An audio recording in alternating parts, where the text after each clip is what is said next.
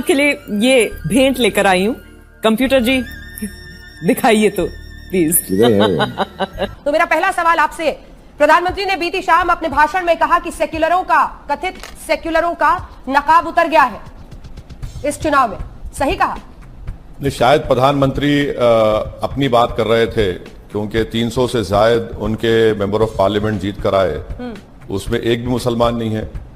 तो शायद वो अपने आप के लिए कह रहे थे कि अब हमारा सेकुलरिज्म का निकाब नहीं रहा। होंगे वर्धा। वो वैसे जी उन्होंने कब कहा कि हम सेक्युलर हैं?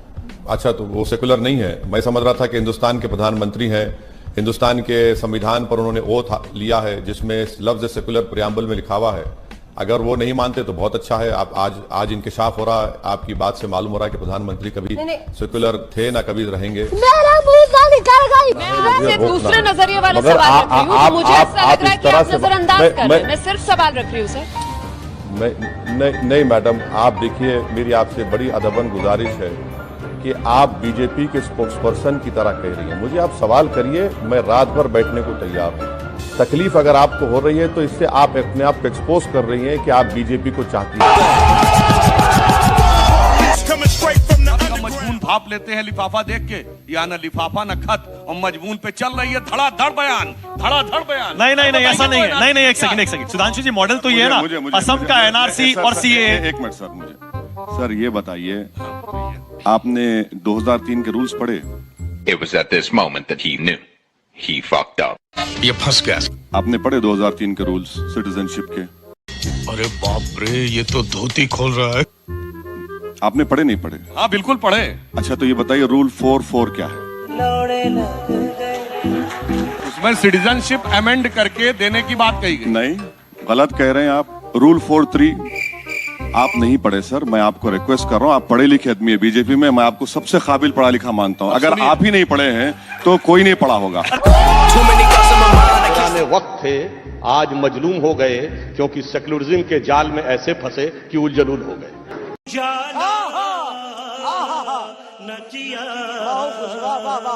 अगर नरेंद्र मोदी सुधांशु साहब को 2024 तक मिनिस्टर नहीं बनाए तो मुझे यकीन है कि बहुत बड़े शायर बन जाएंगे। और मुझे यह बात भी यकीन है कि कभी नहीं बनाएंगे इनको, क्योंकि इनका हाथ मैं देख चुका हूं।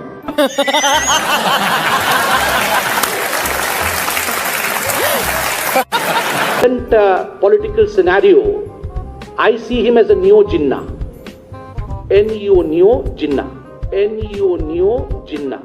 अरे संपित बच्चा है, बच्चों के बारे में नहीं बोलते, बच्चों के बाप से मुकाबला है हमारा, हम बाप को बोल रहे हैं।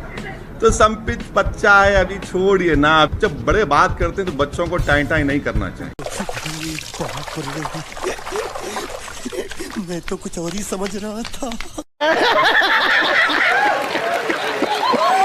पीएम अपने आप को फकीर बताते हैं, आप प्रधानमंत्री नरेंद्र मोदी को जालिम बताते हैं। ऐसा क्यों? क्योंकि आप उल्लू के पट्टे। आप हमेशा उल्टी तरफ क्यों होते?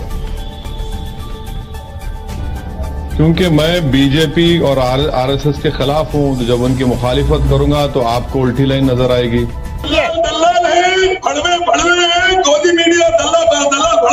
मर्यादा रखिए, थोड़ी मर्यादा रखिए।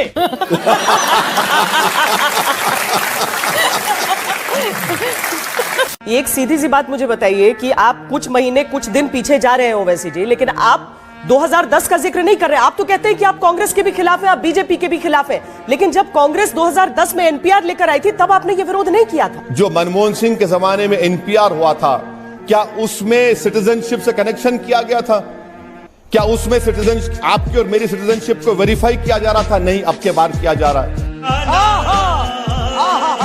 क्या उस वक्त ये पूछा गया था कि मैडम श्वेता के वालिद वालदा का नाम और उनकी डेट ऑफ बर्थ और डेट ऑफ प्लेस क्या है?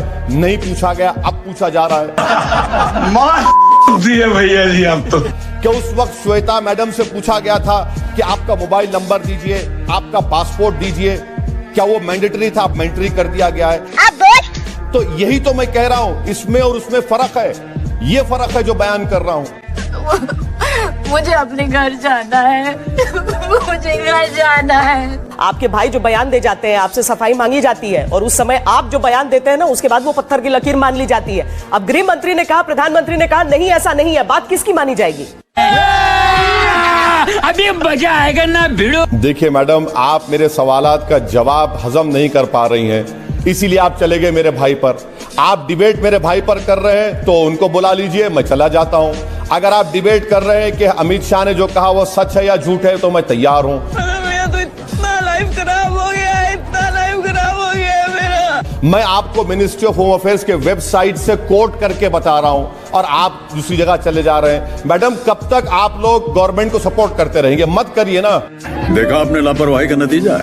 कभी सच्चाई को तो मान लीजिए। अगर मैं झूठ कह रहा हूं तो आप आधे घंटे के बाद मुझे बुला लीजिए, मैं तैयार हूं सुनने के लिए।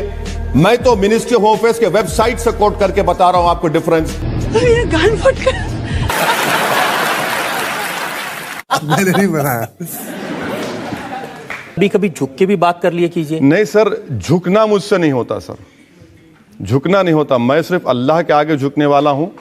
और अगर आप मेरा दिल जीत लेंगे, अगर आप मेरा दिल जीत लेंगे तो यकीनन मैं सब चीज कुर्बान करने तैयार हूं आप पे। अरे तुम तो बड़े हैवी ड्राइवर है भाई। जो एकदम जो फर्स्ट इम्प्रेशन आता है वो आता है, हम सब की शिनाख्त तो हिंदुस्तानी है।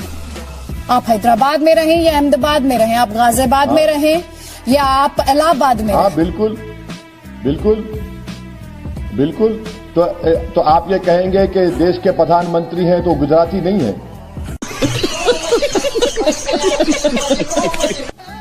गुजरात से नहीं आते वो। अमित शाह देश के गृह मंत्री हैं, गुजरात के नहीं है। राजनाथ सिंह देश के डिफेंस मंत्री वो उत्तर प्रदेश के नहीं है। मैडम, यही तो समझ आ रहा हूं कि भारत में जो फेडरलिज्म का कॉन्सेप्ट है ना, स्टेट्स की आइडेंटिटी है, हम स्टेट्स को मानते हैं, ये सब मिलके हम तमाम को भारत का शहरी बनाते हैं। ये तो कोई अलग अलग तो नहीं है ना। हाँ, मेरी आइडेंटिटी है, आप भी कोई स्टेट से आती होंगी, आप भी कोई शहर से आती होंगी, और आप उसके बाद भी आप कहते हैं कि हाँ मैं भारत की शहरी हूं। यही तो खूबसूरती है, ये तो डाइवर्सिटी है भारत की, प्लुरलिज्म है जो बीजेपी नहीं मानती इसको। किसी को तो छोड़ दीजिए।